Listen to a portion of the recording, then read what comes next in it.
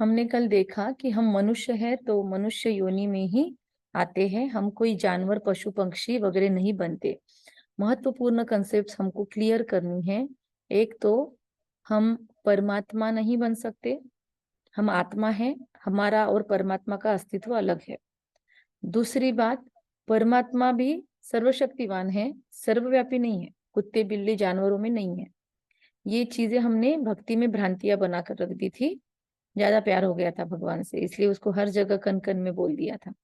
लेकिन ये भक्ति की पराकाष्ठा की अवस्था है, पर प्रैक्टिकल में भगवान सर्वव्यापी नहीं है। दूसरी बात ये क्लियर करनी है कि भगवान सर्वव्यापी नहीं है। पहली बात, आत्मा, हम परमात्मा नहीं बनते। आत्मा का अलग अस्तित्व, परमात्मा का अलग अस्तित्व। तीसरी बात कल हमने समझी कि हम मनुष्य हैं, मनुष्य ही बनेंगे। हमारे कर्मों के हिसाब से हमको गरीब अमीर ऐसे घरों में जन्म मिलता है। हमारे कर्मों के हिसाब से हमको स्त्री पुरुष या फिर तृतीय पंथी ऐसे जन्म मिलता है। तो हमको हमारे कर्म ही गाइडिंग फोर्स है कि हमारे कर्मों पर ही हमको फोकस करना है। हमारे कर्म निश्चित करते हैं कि हम अगले जन्म में क्या बनेंगे और ये जन्म हमारा कैसे बीतेगा। और एक सबसे महत्वपूर्ण बात हमको लिख लेनी है अपने पास, ये 3-4 नियम है, सिद्धांत है, फिक्स है इस विश्व के ड्रामा में, कि यहाँ पर हर एक अपने अपने कर्मों की पूंजी लेकर आया है। मतलब अगर मुझे ध्यान में आ रहा है कि मेरे लाइफ में बहुत प्रॉब्लम है, इसका मतलब मैंने बहुत प्रॉब्लम करके क्रिएट करके लाई हूं। मैं पिछले कर्मों में मेरा ध्यान नहीं था, पिछले जन्मों में मैंने अनअवेयरनेस में या क्या कहेंगे, बेभान होकर कर्म कर दिया। और अब फिर मुझे फिर से अवेयरनेस में या भान में आकर फिर से उन कर्मों को सुधारना जरूरी है। उसके सिवाय मुझे मुक्ति नहीं मिलेगी बंधनों से, मैं बंधन मुक्त नहीं बन सकता। लाइफ में अगर प्रॉब्लम है तो रोते पीटते नहीं रहना है, उसको कहते कर्म कूटना, कि मेरे साथ ऐसा क्यों, मुझे ऐसा क्यों, मुझे दर्द क्यों। तो भगवान कहता है परमात्मा, अभी मैं बार बार अभी परमात्मा परमात्मा की जगह पे मैं परमात्मा के लिए शिव बाबा या पिता शब्द यूज करूंगी।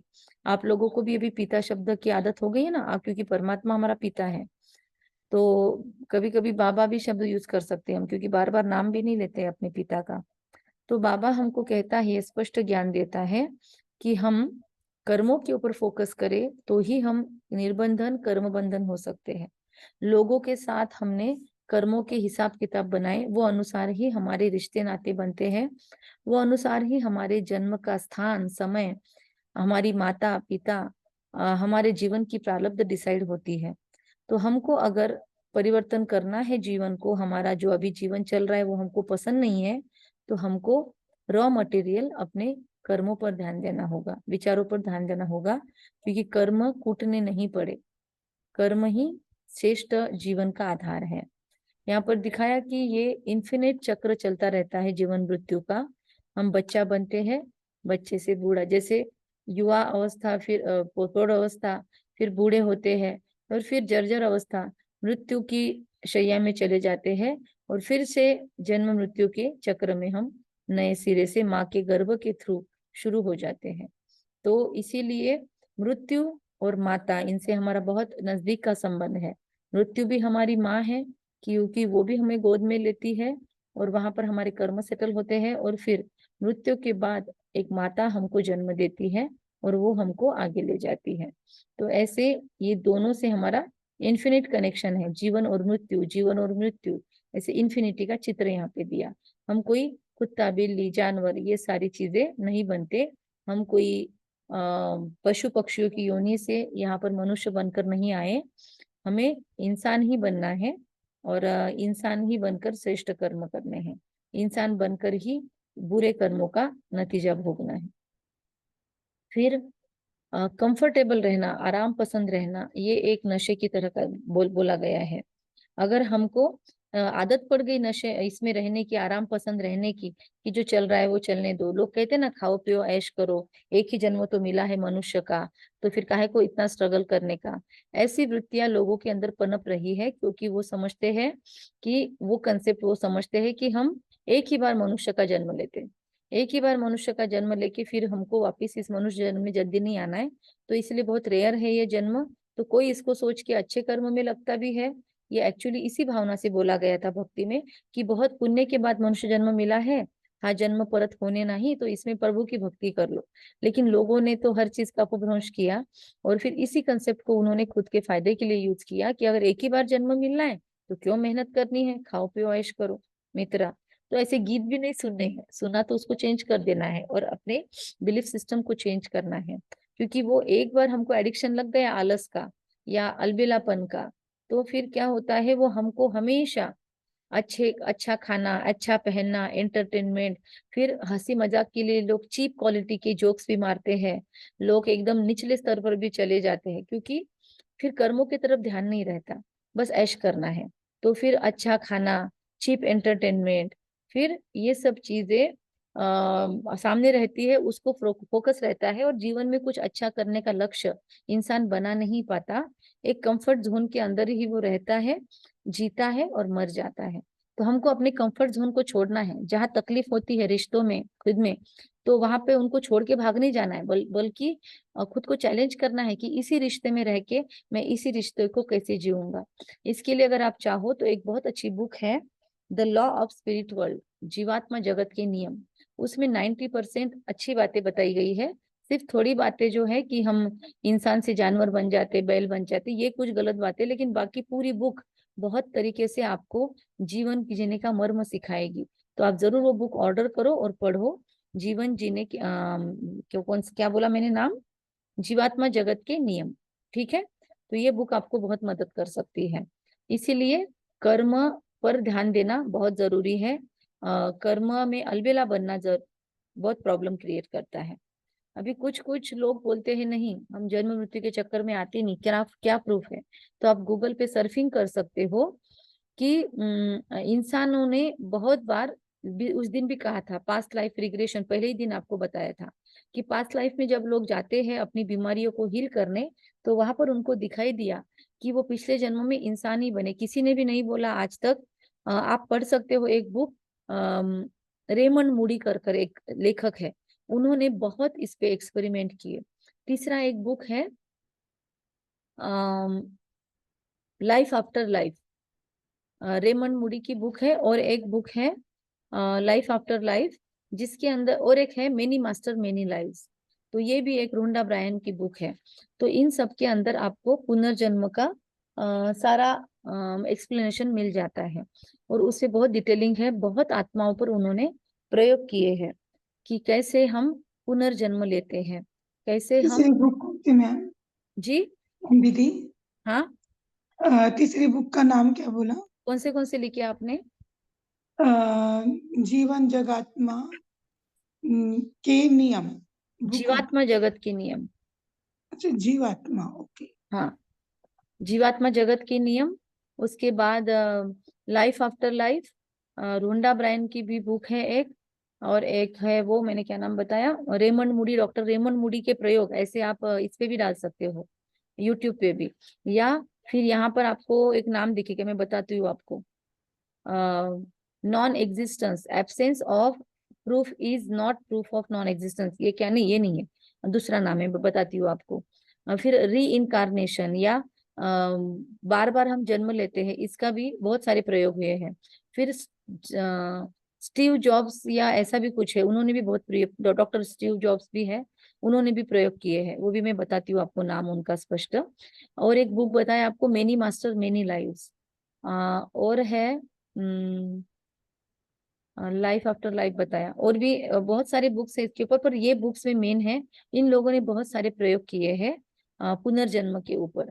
जैसे ये एनी फ्रैंक नाम की लड़की थी, और ये फिर बारबो कार्लेन बोलकर जन्म लिया इसने, तो इसने अपने सारे जन्म देखे। फिर उसके बाद में इसके ऊपर बहुत सारे रिसर्च हुए हैं, ये देखिए नाम, ब्रायन वेस है ना, उन्होंने लिखा है एक बुक, डॉक्टर रेमन मूडी ने लिखा है, और ये यूट्यूब का चैनल भी है। ये मैं आपको ये आप लोग लिख सकते हो, और ऐसा टाइप करके आप देख सकते हो यूट्यूब पे, तो स्क्रीनशॉट निकाल सकते हो। ठीक है, हर बीज की विशेषता अलग होती है, जैसे पहले भी बोला था कि अगर बीज बबूल का बोया है तो उसको आम नहीं आएंगे। जय की विजय की कंसेप्ट हमारे शास्त्रों के अंदर भी है कि हम जो काम करते हैं, जय विजय हमारे कंधों पे बैठे हुए होते हैं। हर मंदिर में भी जय विजय होता है, और वो जय विजय हमारे अच्छे बुरे कर्मों की नोटिंग करते हैं, और बाद में जब हम मरते हैं तो वो हमको फिर सजा देते हैं। ऐसे भी हमारे शास्त्रों में बचपन से हमारी दादी माँ ने भी ऐसी कहानियां सुनाई हैं। तो जय विजय मतलब और कोई नहीं, हमारा सबकॉन्शियस उसको नोट करता है। ठीक है, आगे बढ़े।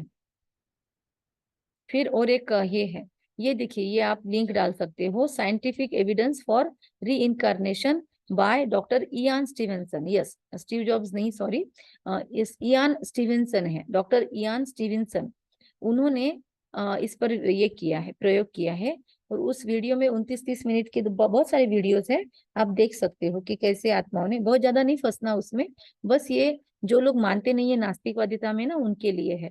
लेकिन टू मच फिर यूट्यूब पे समय नहीं वेस्ट कर देना। तो 25 साल की एज पे ये लड़की शादी नहीं करने को तैयार थी, वो किसी से कनेक्शन नहीं बना पा रही थी। फिर उसका पीएलआर में लेकर गया, क्योंकि फॉरेनर लोग बहुत ऐसे रिसर्च में जाते हैं, तो हिप्नोथेरेपी और इसमें लेकर जाया जाता है। लेकिन प्रॉब्लम है तो ही आप जाते हो, उस दिन भी आपको बताया था। प्रॉब्लम आपको नहीं है तो आप सिर्फ रिलैक्स होके आ जाते हो। तो इनको प्रॉब्लम थे तो इसलिए वो गए। ये पिछले जन्म में भी एक लड़की थी जो बहुत अपने पति से प्यार करती थी, और उसको बाद में धोखा मिला, या बच्चे को जन्म देते हुए वो मरी, और फिर वो उसी भावना को लेके मरी। तो उसके वजह से वो अभी इस जन्म में भी उस पति के ही लिए उसका बहुत ज्यादा कंसर्न है, वो नए किसी को अपना नहीं सकती। एक इंसान को बहुत ज्यादा, एक लड़के को बचपन में ही, ये छोटा बच्चा था, उसको बचपन में ही मार्क्स थे अपने शरीर पे, और बाद में उसको कुछ तकलीफें भी हुई, तो बाद में उसको ले जाया गया पीएलआर में। तो देखा गया कि वो बहुत बड़ा रास्ते में चलते हुए लोगों को लूटने वाला लुटेरा था, और उसने एक बार बहुत बड़ी इसको लूटा। पुलिस ही थे, उनको ही लूटा उसने, तो वो लोगों ने उस पर फायरिंग किया, वो एक घर में जाके छुपा, और एक गोली उसके वहां से चीर कर निकल गई। वहां पर उसको जख्म हुई और वैसे ही उसकी मृत्यु हुई। वो जख्म के एहसास में उसकी मृत्यु होने से अगले जन्म में भी उसके शरीर पर वो मार्क लेकर आया। मतलब उस जन्म का एहसास हमारे इस शरीर के इस पे भी होता है। हमारे बचपन में हमको बोलते हैं ना कि ये बर्थ मार्क है, बर्थ मार्क है, तो उसमें कुछ कुछ सच्चाई भी होती है। ओके, तो ऐसे बहुत सारी स्टोरीज आपको देखने को मिलेगी। वापिस वापिस वही चीजें रिपीट होगी आपको, क्योंकि ये पक्का करना है हमको कि जहाँ गुणी होगा वहां उसका गुण होगा। हम मनुष्य आत्मा है, हम शरीर छोड़ते हैं तो हम कुत्ते बिल्ली में नहीं जाते, हम नए माँ के गर्भ में जाकर जन्म लेते हैं। तो ये हमको ध्यान देना है। पशु पक्षी की योनियों में जाने की जरूरत नहीं, आज इंसान ही इंसान के ऊपर आमादा हो गया है, भाई भाई को मार रहा है, बच्चे बाप को मार रहे हैं। तो ये मार पीट के संस्कार हमारे मनुष्यों के अंदर भी बहुत है, हमारे अंदर से उल्टा जानवरों ने कैच किए हैं। हम जैसे होते हैं वैसी प्रकृति होती है, सतयुग के अंदर हम बहुत सात्विक होते हैं, तो हमारी प्रकृति भी बहुत सात्विक होती है। लेकिन जब हम असात्विक हो जाते हैं, जब हम तमो प्रधान नीच बन जाते हैं, तो हमारी क्वालिटीज को, हमारी एनर्जी को प्रकृति कैच करती है। इसीलिए जैसी अवस्था आत्मा की वैसी उसको व्यवस्था मिलती है। तो हमने देखा कि हम सतयुग में कैसे देवी देवता उच्च कराने के होते हैं, और बाद में कैसे हम नीचे उतरते जाते हैं। हम उतरते क्यों है नीचे? क्योंकि हमारे गुणों से हम कॉम्प्रोमाइज कर लेते हैं। ओके, तो अलग अलग तत्व है दुनिया के अंदर, 103 तत्व है दुनिया में, और 84 लाख से ज्यादा योनियां हैं। तो हम इन सब में से नहीं घूमते। अलग अलग तत्वों के अलग अलग क्वालिटीज है, कोई भी तत्व एक दूसरे से नहीं मिलता। 84 लाख करोड़ योनियां होगी, 84 लाख योनियां होगी, या करोड़ों मनुष्य है दुनिया के अंदर, 800 करोड़, तो भी हम देखेंगे एक दूसरे के डुप्लीकेट भी होंगे या ट्विंस भी होंगे, तो भी उनके कुछ ना कुछ संस्कार जरूर अलग होंगे, जिसकी वजह से माँ समझ लेती है। अभी मेरे रिश्ते में ही एक ऐसे ट्विंस है कि मैं बहुत कंफ्यूज होती हूँ। मेरे सिस्टर को दिया है उनके यहाँ पे, लेकिन उनको कुछ ना कुछ तो एक डिफरेंस है, जो साथ में खड़े रहे तो ध्यान में आ जाता है। तो कोई भी व्यक्ति, आपका जो अंगूठे का थंब का इम्प्रेशन है, वो कहते हैं कहीं पे भी किसी के साथ वो ज्वाइन नहीं होता है, मतलब मैच नहीं होता है। तो कुछ ना कुछ डिफरेंस हर किसी में इस दुनिया में है, कोई भी एक जैसा एक समान नहीं है। अदरवाइज हम अगर सर्वव्यापी होते तो हमारे गुण भी हमको दिखाई देते। ठीक है, हर एक्शन का इक्वल और अपोजिट रिएक्शन आता है दुनिया के अंदर, ये भी हमने देखा। उसके बाद हमने देखा कि कुछ बच्चे बचपन से ही कैसे बहुत यातनाएं भोगते हैं। अब छोटा बच्चा, उसने क्या किया माँ के गर्भ में, जो उसको बचपन में ही ऐसे नलियों में रखा गया, इंक्यूबेटर में रखा गया। तो एक्चुअली वो कर्म हमारे पिछले जन्म के कर्म है, या माता पिता के कर्म, या गर्भ संस्कार में कमी, इसकी वजह से बच्चे को भोगना पड़ता है। तो अकर्म, विकर्म, सत्कर्म, इन 3 चीजों को हम समझेंगे। अकर्म हमारे वो कर्म होते हैं जहां पर न्यूट्रल एक्शंस में होते हैं, मतलब हम कर्मों की अपेक्षा भी नहीं करते कि हमको कुछ मिलना चाहिए, और ना ही उसमें किसी का भला ना ही किसी का बुरा। वो अकर्म हम सतयुग में करते हैं। वहां पर हमारा किसी से वैर नहीं होता, हम खुद फुल होते हैं। तो खुद फुल होने के बाद हमारी इच्छा नहीं होती दूसरे को लूटने की। वो स्टोरी बताई थी ना आपको कि एक घर में 2 से 4, 4 से 8 बढ़ते जा रहे हैं, और धीरे धीरे जैसे पॉपुलेशन बढ़ती है तो किसी न किसी के मन में ख्याल आता है अब मैं मेरा बैंक बैलेंस ज्यादा बढ़ा लूं। तो फिर ऑटोमेटिक घर में ईर्ष्या द्वेष की शुरुआत हो जाती है। पर सतयुग में वैसी अवस्था नहीं होती, हम फुल होते हैं। तो हम एक दूसरे को लूटने की इच्छा नहीं रखते, और ना ही किसी को किसी से मांगने की इच्छा है, क्योंकि वहां पे हर कोई फुल है। वहां पे झाड़ू निकालने वाला भी मोर मुकुट पहन के झाड़ू निकाल रहा है। वहां पर खाना पकाने वाला भी मुकुट पहन के, सोने का मुकुट पहन के, डबल ताजधारी बन के वहां पे वो खाना पका रहा है।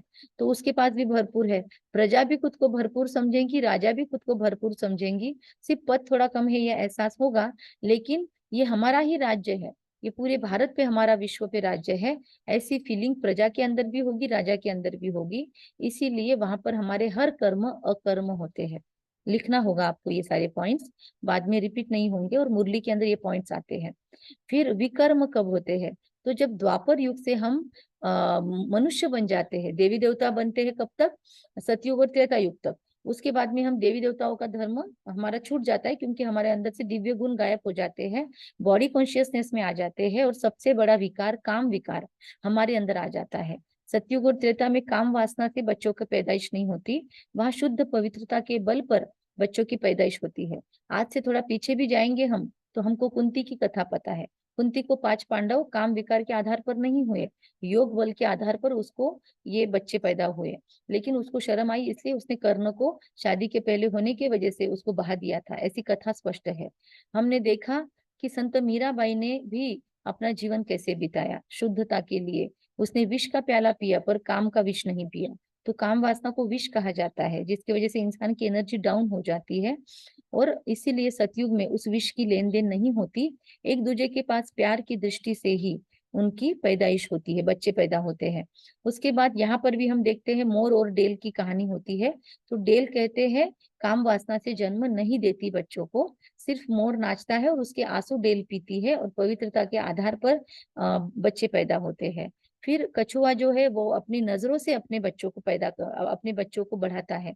मादा कछुआ कभी भी अपने बच्चों को दूध नहीं पिलाती है, केवल नजरों से अपने बच्चों को अपब्रिंगिंग करती है। तो ऐसे कितने ही उदाहरण हैं, है ना। फिर अगर क्रिश्चियनिटी में देखा जाए तो मदर मेरी का उदाहरण है। मदर मेरी ने, उसको कहते हैं वर्जिन मदर, मतलब पवित्रता के बल पर उसने जीसस को जन्म दिया, और फिर जीसस के शरीर में क्राइस्ट की आत्मा आई। ऐसे हर एक का जन्म, बहुतों का धर्म पिताओं का जन्म पवित्रता के आधार पर हुआ। इन्होंने कभी अपवित्रता से जन्म नहीं लिया है। फिर इसको कहते हैं, इसीलिए वहां पर सारे अकर्म बनते हैं। लेकिन सतयुग त्रेता युग के बाद में, क्योंकि हमारे अंदर काम वासना जागृत होती है, हम एक दूसरे को शरीर के रूप में देखते हैं, खुद के और दूसरों के सौंदर्य पर हमारा नजर जाने लगती है। तो वहां पर फिर देह के द्वारा बच्चों की पैदाइश दैहिक कर्मों के द्वारा होती है। तो इसीलिए वहां पे विकर्म स्टार्ट हो जाते हैं। तो जहाँ पे देह का भान आया, फिर वहां पे बाकी सारे विकार भी धीरे धीरे आना, काम, क्रोध, लोभ, मोह, अहंकार, ईर्ष्या, द्वेष, आलस्य, मत्सर, ये सभी आने शुरू हो जाते हैं, और 10 विकारों के रावण की हमारी इस दुनिया में प्रवेशता होती है। हम देखते हैं हर दशहरे को हम रावण जलाते हैं। तो ऐसा कोई दुश्मन है, आपने देखा ऐसा कोई व्यक्ति है जिसको हर साल जलाना पड़े? ऐसा कोई व्यक्ति है जिसको हर बार जलाना पड़े? लेकिन रावण ऐसा है जिसको हम हर साल जलाते हैं, हर बार जलाते हैं। तो ये क्यों? कभी हमने सोचा कि क्यों रावण को एक बार जलाया तो मरता क्यों नहीं है, हर बार वापस कहाँ से पैदा हो गया? तो एक्चुअली ये बाहर का रावण जलाया हमने हर दशहरे को, हमने खुद के अपने रावण पे अंदर के हाँ जी, अपने अंदर के अवगुण को जलाना अपने मतलब अवगुणों पर काम ही नहीं दे- किया। हमको किसी ने नाम रखा तो हमको तुरंत गुस्सा आ जाता है, हमको किसी ने बोला कितना झूठ बोलते हो, कैसे रहते हो, तो तुरंत हम झगड़ने लग जाएंगे।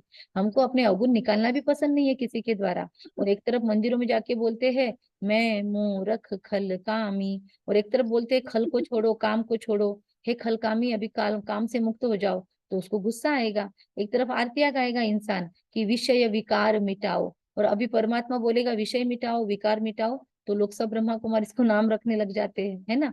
तो विषय विकारों पर काम करने की जरूरत है, हमको अपने विकारों को धीरे धीरे खत्म करने की जरूरत है। इसलिए हमारी आदि सनातन संस्कृति में आदि सनातन देवी देवता धर्म था एक्चुअली, लेकिन अभी हम उसको सनातन धर्म बोलने लगे हैं, क्योंकि दैवत्व नहीं रहा तो हमको शर्म आती है खुद को देवता बोलने के लिए। इसीलिए फिर हमने खुद को हिंदू बोलना शुरू कर दिया। एक्चुअली अमेरिका में रहने वाले अमेरिकन नहीं होते, अमेरिका में रहने वाले क्रिश्चियन होते हैं, या बौद्ध कंट्री जो है वहां पर रहने वाले बौद्ध वाले नहीं, वो बौद्ध धर्म उनका है। समझो जापान में गए तो उनका धर्म जापानी नहीं होता, केवल हिंदू ही ऐसा बोलता है खुद को, हिंदुस्तान में रहने की वजह से खुद को हिंदू बोल देता है। एक्चुअली हिंदू हिंदू नहीं है, ये आदि सनातन देवी देवता धर्म का भांति है, मतलब ये देवता था, लेकिन हमने खुद का दैवत्व मिटाया, मनुष्य बन गए, तो हम खुद को फिर अभी देवता नहीं बोल सकते, इसलिए हम खुद को हिंदू बोल देते हैं। तो ये हमारी संस्कृति का पतन हुआ विकर्म करने की वजह से। तो विकर्म कब से शुरू हुए?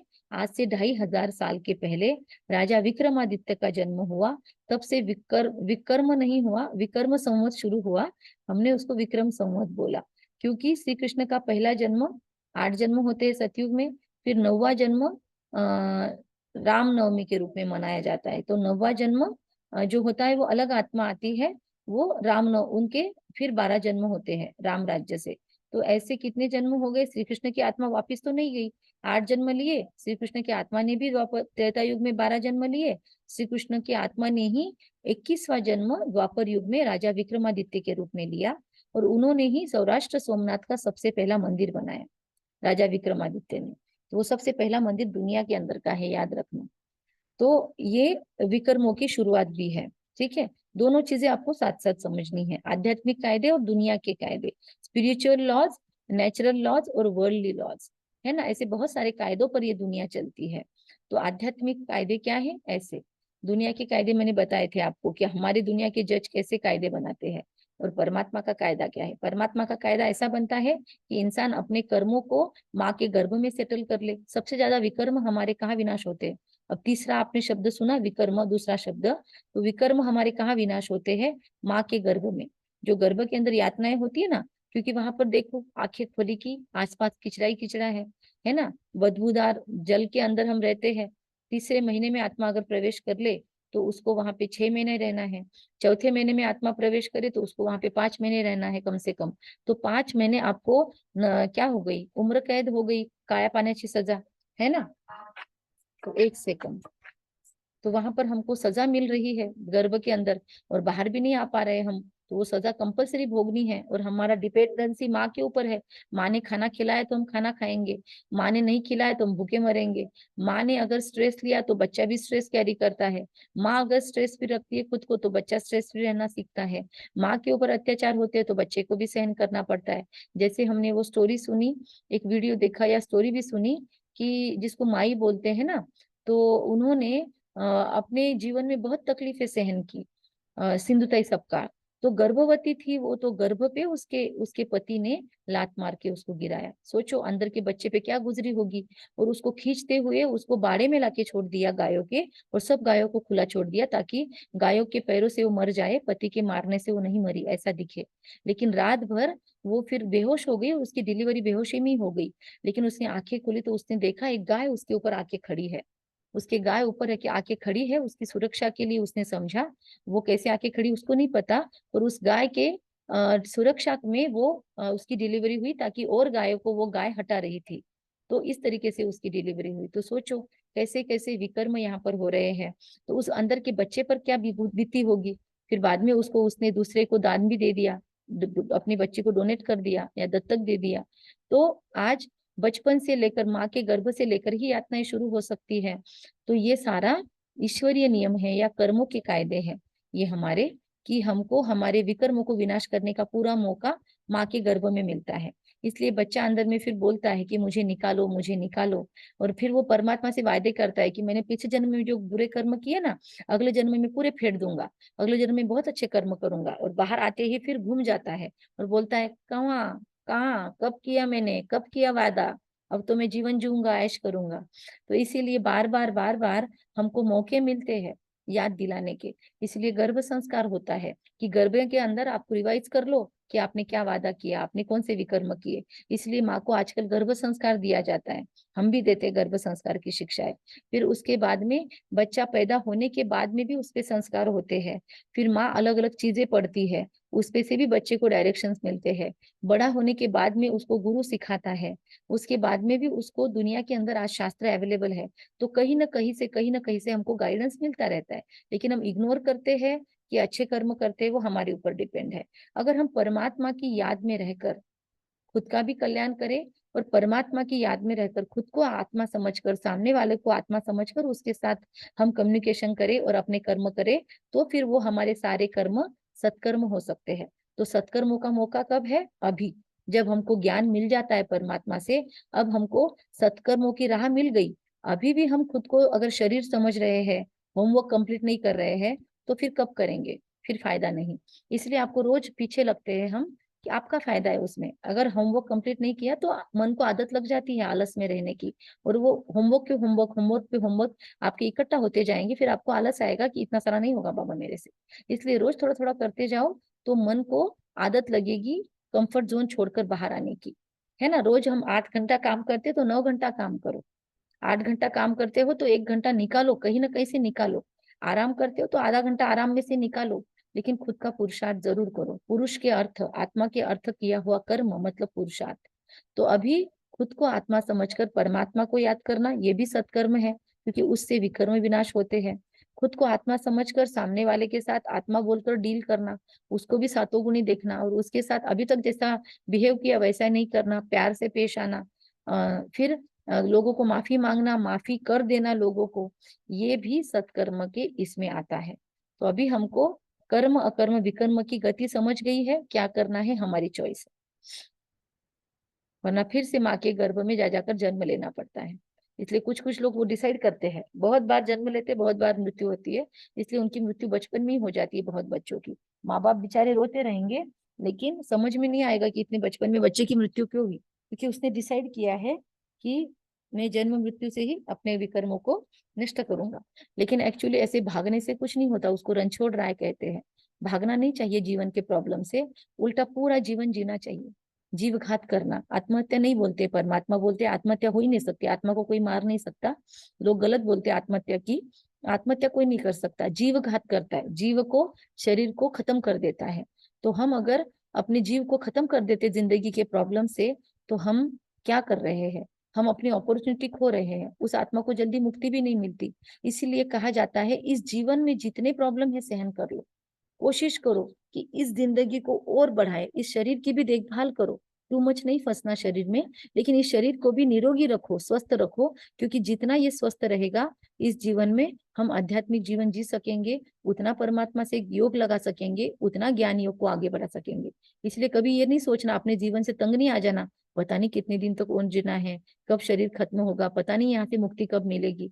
कभी भी ऐसे तंग होने के वाक्य नहीं बोलना अपने मन में, ऐसे महावाक्य नहीं बोलना, क्योंकि उससे विकर्म विनाश होने का मौका कम होता जाता है। तो जितनी कोशिश बने हमारी, उतना इसी शरीर को कंटिन्यू रखो, और इस जन्म में ही सारे विकर्म विनाश हो। अगर बीमारियां आती है, तकलीफ होती है, तो रोना नहीं, या उस पे चिड़चिड़ नहीं करना कि मुझे ऐसा क्यों हुआ। 10 लोगों को बोलते नहीं घूमना कि मुझे ये प्रॉब्लम है ना, मेरी कमर दुखती है ना, मेरे घुटने दुखते हैं ना, मुझे तो यही प्रॉब्लम है, ऐसा ही होता है। जितना वर्णन करोगे अपने दुखों का, उतना एक तो दुख बढ़ेंगे और उसका विनाश नहीं होगा, और उसका मतलब ये होगा कि आप उसको सहन नहीं कर पा रहे हो। हमने ही डिसाइड किया जन्म के पहले कि मुझे इस जन्म में इतने दुख भोगने हैं, या मुझे इतने विकर्म विनाश करने हैं, और हम ही फिर बाद में जब प्रॉब्लम आते हैं, प्रॉब्लम कैसे आएंगे? या तो लोगों के साथ संबंधों में टकराव होगा, या तो फिर शरीर की बीमारी आएगी। तो हमको ध्यान रखना है, ठीक है? एक ही सेकंड, एक फोन आ रहा है, मैं फोन लेती हूँ। तो हमको ध्यान देना है, बनेंगे और विकर्म कैसे बनेंगे, अकर्म कैसे बनेंगे। और अभी हमको कर्मों से भागना नहीं है, ना ही कभी मरने की बात सोचनी है। कितना भी लाइफ में दुख आ जाए, मरने तक टिक जाए, तो भी सहन करना है। हाँ, कहीं कहीं पर हम कौन सी चीजों को सहन कर रहे हैं वो देखना है। अत्याचार टू मच हो जाए तो उससे बाहर आने की भी कैपेसिटी रखनी चाहिए, कि जब हमको मौका है तो बाहर आ जाना चाहिए, अननेसेसरी सहन नहीं करना है। लेकिन जनरली कोई बात करता है, कोई चिड़चिड़ करता है, कोई बोलता है, कोई गाली गलौज करता है, तो इससे हमारा नुकसान नहीं होता है। मारपीट हो रही है, आपके जान पे बन आ रही है, तब आप उस रिश्ते में से अलग हो सकते हो। लेकिन तब तक जितना कोशिश बने उस आत्मा को अंदर से शुक्रिया देना है, थैंक यू, आप मेरे विकर्म विनाश करने में मेरी मदद कर रहे हो।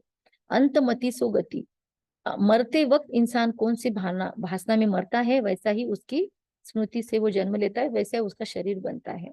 वही चीज यहाँ पे पेड़ के रूप में दिखाई, मैंने बताया भी था आपको कि परमात्मा आकर नए संस्कारों का बीजारोपण कर रहा है। प्रजापिता ब्रह्मा और उसके साथ में जो हम सब जुड़ते हैं, हमारे थ्रू परमात्मा क्या कर रहा है, अभी नई सृष्टि की स्थापना का कार्य कर रहा है परमात्मा। तो यहाँ पर परमात्मा एक बीज को रो रहा है या बो रहा है, उससे एक पेड़ बनता है।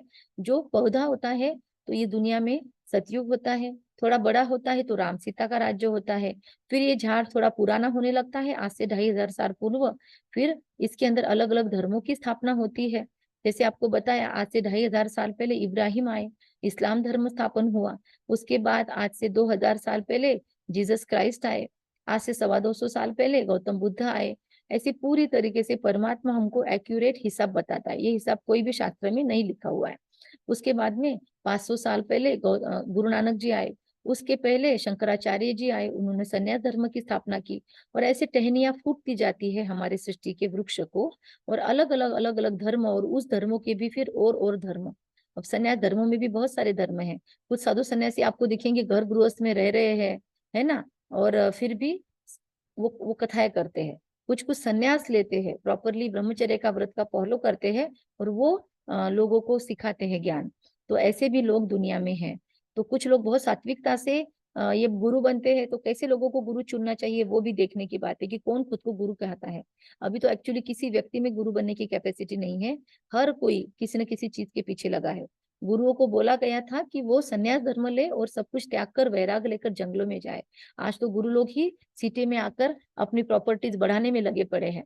एक एक गुरु आज कितनी कितनी फीस लेते हैं एक एक कथा की, और क्या करते हैं, खुद इतने लेविशनेस में भी रहने वाले गुरु हैं, आप देखोगे। तो इसलिए आज सब कुछ मायने बदल गए हैं। आज सन्यास भी सन्यास नहीं रहा। तो इसलिए परमात्मा कहते हैं उस झंझट में जाओ नहीं, आप गृहस्थ मार्ग में हो, यहाँ पर ही ट्रस्टी बन जाओ, यहाँ पर ही अपना सब कुछ भगवान का है, ये सोचकर उसको यूज करो। तो आप सन्यासियों से भी ज्यादा यहाँ पर प्राप्त कर लोगे। यहाँ सन्यासी से भी ज्यादा वैरागी आप बन जाओगे। यहाँ हर गृहस्थ में रिश्ते निभाते हुए, कुरुक्षेत्र में रोज लड़ाई करते हुए खुद के आपको अपने आप को स्टेबल रखो। जंगल में सब कुछ छोड़ छाड़ के भाग जाना तो बहुत इजी है, लेकिन कर्म करते हुए, रोज के प्रॉब्लम्स फेस करते हुए खुद की शांति बरकरार रखना, खुद का स्वभाव स्वच्छ रखना। लोग इतने ईर्ष्या द्वेष कर रहे हैं हमारे से, फिर भी उनको माफ करते रहना, उनके लिए प्यार की भावनाएं अंदर से प्रस्फुटित होते रहना। कोई हमसे बैर रख रहा है तो भले हम उनसे बात न करें, लेकिन अंदर में उसके लिए दुर्भावना न रखे, उसको बद्दुआ न दे। ऐसी अवस्था खुद की बना के रखना, ये प्रैक्टिकली चैलेंज है। इसलिए भगवान बोलता है तुम ट्रस्टी बनो, प्रन्यासी बनो। संन्यास लेने की जरूरत नहीं है, जंगल में भागने की जरूरत नहीं है। घर गृहस्थ में रहते पति पत्नी मिलकर ऐसा पुरुषार्थ करो, अपने घर को श्रेष्ठ आश्रम बनाओ। फिर ये ऐसा बनते बनते जर्जर वृक्ष हो गया है हमारे वृक्ष का। और फिर लास्ट में इसका बीज परमात्मा प्रजापिता ब्रह्मा के अंदर प्रवेश करके फिर से नई दुनिया की स्थापना करते हैं। तो ये पेड़ के रूप में हमने समझा सृष्टि चक्र। अभी उसी चीज को हम कर्म फिलोसफी के रूप में समझ चुके हैं, सिर्फ मैं आपको ये सीधी समझा दे रही हूँ। यहाँ पे आप इसका स्क्रीनशॉट निकाल सकते हो। भारत के उत्थान और पतन के 84 जन्मों की अद्भुत कहानी। यहाँ पर जब इसी जो सृष्टि चक्र में समझाया वही मैं आपको सीढ़ी में समझा रही हूँ।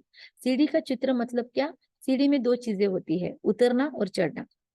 ये इसका मीनिंग क्या है, देखो प्रैक्टिकल में हम कोई सीढ़ी पे खड़े नहीं है, हम अपने अपने घरों में बैठे हैं अभी। ये समझने के लिए चित्र बताए कि चित्र से अच्छा समझता है। परमात्मा ने विजन दे दे के ये चित्र बनवाए हैं।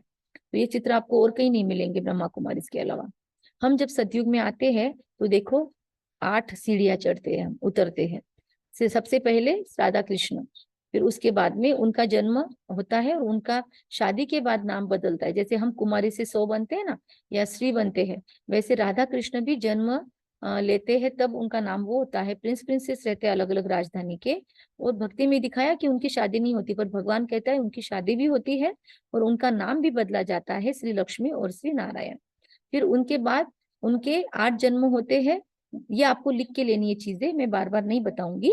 ये देवता घराने में जाते हैं। उनका घराना कौन सा होता है? देवता घराना। फिर उनकी 16 कला संपूर्ण होते हैं और उनका वंश होता है सूर्यवंशी। संपूर्ण होते हैं ना, तो सूर्यवंशी। उसके बाद में जनसंख्या वहां की होती है 9 लाख। और 8 सीढ़ियां उतरते उतरते 8 जन्म श्री कृष्ण के हो जाते हैं। इसीलिए श्री कृष्ण अष्टमी मनाई जाती है। 8 गद्दियां चलती है श्री कृष्ण की, इसलिए श्री कृष्ण अष्टमी मनाई जाती है। और श्री राम जी का 9वां जन्म होता है और उनकी 9 गद्दियां, उनकी 12 गद्दियां चलती है, तो उनका रामनवमी मनाई जाती है। 9वां जन्म श्री राम जी का है, इसलिए रामनवमी मनाई जाती है। 8 जन्म श्री कृष्ण के, इसलिए अष्टमी मनाई जाती है, श्री कृष्ण जन्माष्टमी। फिर त्रेता युग में 1250 मतलब साल। 8 जन्म, मतलब जन्म लेते हैं क्या? हाँ, श्री कृष्ण 8 जन्म लेते हैं, अलग अलग उनके नाम होते हैं। और सिर्फ 8 ये जन्म नहीं पता ही लेते, नहीं था। सतयुग में 8 जन्म लेते हैं श्री कृष्ण। और फिर वही श्री कृष्ण की आत्मा त्रेता युग में भी आती है। यहाँ पर उनके भी 12 जन्म होते हैं। और उनके मतलब हमारे भी उनके साथ साथ, हम जो भगवान से ज्ञान लेते हैं ना, हमको भी सतयुग में एंट्री है। सिर्फ जो परमात्मा का ज्ञान नहीं लेते और धर्मों में ही रहते हैं, सब धर्मों को एंट्री नहीं है सतयुग में। सिर्फ आदि सनातन देवी देवता धर्म की आत्माएं ही ये ज्ञान सुनती है और वही ये ज्ञान को जीवन में लाती है, वही अपने जीवन में परिवर्तन करती है। सारे 800 करोड़ परमात्मा का ज्ञान नहीं लेंगे, सारे 800 करोड़ सतयुग में आएंगे भी नहीं, क्योंकि पॉपुलेशन ज्यादा बढ़ गई तो फिर सतयुग का भी कलयुग होने में देर नहीं लगेगी। समझ रहा है? तो सतयुग की आत्मा यहाँ पे एंट्री किया तो वापस नहीं जाती है, फिर वो भी नीचे उतरती उतरती जा रही है। उतरना मतलब आत्मा अपनी अवस्था से उतर रही है। आई तब 16 कला संपूर्ण थी, और फिर देखो यहाँ पर कैसी हो गई वो आत्मा, सत्व गुण आ गई उसमें, मतलब चांदी की बन गई। 14 यहाँ पे 16 कला, यहाँ पे हम 14 कला बन जाते हैं। सोचिए, पूर्णिमा का चंद्र दूसरे दिन भी पूर्ण ही दिखता है, लेकिन थोड़ा प्रकाश तो कम हो जाता है, हम उसको पूर्णिमा नहीं बोलते ना। तो वैसी हमारी अवस्था हो जाती है। यहाँ पे हमारा चंद्र वंश होता है, इसलिए श्री रामचंद्र कहते हैं। और लक्ष्मी नारायण कहते हैं, नारायण मतलब पूर्ण स्वरूप, सूर्य नारायण कहते हैं। और रामचंद्र कहते हैं, तो सूर्य जैसी अवस्था नारायण, और राम को चंद्र कहा गया क्योंकि 2 कला घट गई। चंद्र सूर्य से थोड़ा कम प्रकाश वाला होता है। फिर क्षत्रिय घराना, हाथ में धनुष्य बाण, आत्मा का खुद के साथ युद्ध शुरू हो गया। यहाँ पे कोई राम की सीता चुराई नहीं गई, भगवान स्पष्ट बोलते हैं कि राम की सीता का हनन नहीं हुआ। ये बाद में राम और सीता हुए, उसके बाद में भी सेम नाम रखे जाते ना, तो वहां पर हुआ। लेकिन राम की सीता तो महारानी थी और वो भी संपूर्ण सात्विक थी, उसको किसी रावण ने नहीं चुराया। हाँ, आत्मा रूपी सीता की बात है, पर वो क्या थे, यमक अलंकार को हमने सही माना, क्योंकि ये जो कथाएं लिखी गई ये संपूर्ण काव्य है, महाकाव्य है। अभी आप अगर कोई बात लिखो और मैं आपको बोलूं एंकरिंग करो और अच्छे से लिखो, तो आप एकदम सीधा सीधा थोड़ी बोल देंगे, आप उसको थोड़ा सा डेकोरेटिव बनाएंगे। तो डेकोरेटिव बनाने की वजह से ये शास्त्र जो लिखे थे, आज का इंसान भी अगर कविता लिखता है तो कितनी सुंदर लिखेगा, है ना, अलंकार वगैरह यूज करके लिखेगा। तो तब तो ये महाकवियों ने लिखी हुई है, कालिदास जी ने, वेद व्यास जी ने, वाल्मीकि जी ने लिखी हुई कविताएं, ये काव्य है। तो वो क्या सीधा सीधा लिख देंगे बुक की तरह? उन्होंने महाकाव्य लिखे, और तब समझने वाले लोग भी बहुत होशियार थे। वो तब के का है, और हम अभी पढ़ रहे हैं। हमको तो संस्कृत भी नहीं आती, हमको तो हिंदी भी नहीं आती है अच्छे से, हमको तो थोड़ी भारी हिंदी यूज कर ले तो भी बोलते सर के ऊपर से जा रहा है। हमको तो अभी हमारी बुद्धिमत्ता वैसी नहीं रही है, इसलिए हम उन बातों को एग्जैक्टली नहीं समझ पाते हैं। तो इसीलिए उन बातों को उन्होंने लिखा था समझने के लिए, पर लोगों ने उसकी कथाओं को याद रख लिया, उसका अर्थ नहीं समझा। जैसे कहा कि क्षत्रिय घराना, तो खुद का खुद से युद्ध, ये नहीं समझा। उसके बाद उसके बाद श्री राम की सीता चुराई गई, मतलब परमात्मा श्री राम जो है, जो आत्मा को आराम देता है, वो आत्मा की सीता, मतलब ये हम आत्मा, हम उसकी, हमारे सारे संबंध उसके साथ जोड़ सकते हैं। उसको माता पिता बंधु सखा स्वामी सदगुरु शिक्षक सब कुछ बना सकते हैं। सखा मतलब मित्र बना सकते हैं, उसको हम अपना पति भी बना सकते हैं। पति परमेश्वर नहीं है, परमेश्वर हमारा पति है, तो परमेश्वर को पति भी बना सकते, जैसे मीरा ने बनाया। तो अगर वो हमारा पति है तो हम उसकी पत्नी हो गई। तो राम की पत्नी सीता, इस आत्मा को किसने चुराया? रावण ने, मतलब 10 विकारों ने इस सीता को उससे दूर कर दिया। ऐसा उसका मीनिंग है। पर ये मीनिंग न समझते हुए हमने रामायण को कुछ अलग ही ढंग से समझना शुरू कर दिया। ठीक है ना। तो ये लोगों को बोलोगे तो लोग तो कंफ्यूज हो जाएंगे, ये सिर्फ आप लोग समझ सकते हो। इसलिए मैं पहले दिन से बोल रही हूँ कि सीक्वेंस में कोर्स करना, बीच में मिस मत करना। इसलिए जो लोग बीच में मिस किए उनको मैंने ज्वाइन नहीं करने दिया वापस, क्योंकि उनको ये लिंक नहीं लगती थी, और किसी चीज का कोई भी अर्थ वो निकाल सकते हैं। आपने पहले दिन से कोर्स किया है तो अब आपको शायद मीनिंग समझ रहा होगा, आपको भी धीरे धीरे समझेगा। जो चीज नहीं समझती उसको थोड़ा साइड में रखो, धीरे धीरे आपको महत्व और उसका मीनिंग समझने लगेगा। तो ये परमात्मा हर चीज का हमको मतितार्थ बताता है कि कैसे हम आत्माओं को रावण रूपी 10 विकारों ने, देखो यहाँ पर रावण का चित्र है। अभी कोई 10 मुंह का आदमी नहीं है, अगर 10 मुंह है तो उसको 20 पैर दिखाने चाहिए, 20 हाथ दिखाने चाहिए, क्यों नहीं दिखाते उसको। ये मीनिंग है, मतलब ये यमक अलंकार है, रूपक अलंकार है। रूपक मतलब ऐसे कहते हैं ना, तिचे मुख जनु चंद्र, ये रूपक अलंकार है। तो क्या सच में वहां का चंद्र उसके मुख पे आके चिपक गया? ऐसा नहीं होता है, किसी की सुंदरता दिखाने के लिए अलंकार का यूज होता है। वैसे हमारे अंदर 10 विकार आ गए, ये दिखाएंगे कैसे? चित्रकार को बोला हवा दिखा, अब हवा को दिखाएगा कैसे वो? तो क्या दिखाएगा चित्र निकालने में? दिखा सकते हैं ना हवा चित्र में, कैसे दिखाते हैं? पेड़ पौधे हिलते हुए दिखा दिए तो हमको समझ जाएगा हवा है। पानी के अंदर ऐसे ऐसे लकीरें निकाल दी तो हमको समझ जाएगा पानी हिल रहा है। प्रैक्टिकल में चित्र में मूवमेंट्स कैसे दिखाएंगे? एनिमेशंस तो बाद में आया।